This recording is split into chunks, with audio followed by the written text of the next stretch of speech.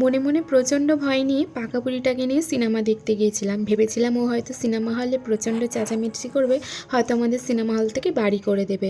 এই ভয় নিয়েই আমরা দুপুরবেলা স্কুটি করে বেরিয়ে পড়লাম। যশোর রোড ধরেই আমরা মধ্যমগ্রামে স্টার মলে এসেছিলাম। আমাদের বাড়ি থেকে স্কুটি করে আসতে মাত্র 40 মিনিট সময় লাগে। আমরা এতদিন দুজনে একা সিনেমা দেখেছি, কিন্তু এবার প্রথমবারের মতন মেয়েকে নিয়ে গেলাম। আমরা একটা বেঙ্গলি মুভি দেখতে গেছিলাম। তোমরা ক্লিপিংস দেখে অবশ্যই বুঝতে পেরেছো যে কি ফিল্ম দেখতে গেছিলাম।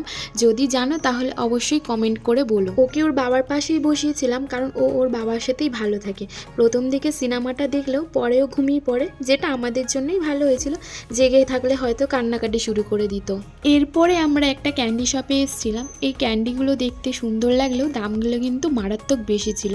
আমার মেয়ের এই ক্যান্ডিটা খুব পছন্দ হয়েছিল, কিন্তু দাম বেশি থাকার কারণে ওকে কিনে দিতে পারিনি। তবে ওকে অন্য একটা ক্যান্ডি কিনে দিয়েছিলাম। এরপর আমরা একটা গেমিং জোনে চলে আসি। আর সত্যি বলছি, এখানে এত রকমের গেম ছিল, আমারই মনে হচ্ছিল যে আমিও কোনো একটা গেম খেলি। তবে সবই বড়দের ছিল, ছোটদের জন্য এখানে একটা প্লেন ছিল, তাই ওকে প্লেনেই উঠিয়েছিল। আর প্লেনে ওঠার পর তো ও মারাত্মক খুশি পেয়েছিল। ওর মুখের হাসিটা দেখতে পাচ্ছ। এই রাইডটা ও খুব এনজয় করেছিল।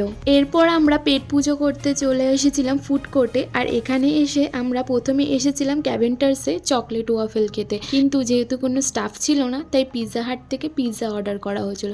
আর সে বলতে পিৎজা খেতে আমার অত ভালো লাগে না, তাই এখানে একটা গার্লিক ব্রেডও অর্ডার করা হয়েছিল আর একটা ক্রিসপি প্রন। চলো ভিডিওটাকে এবার এখানেই এন্ডিং করছি। ততক্ষণ তোমরা ভালো থেকো আর অবশ্যই আমাকে ফলো করো।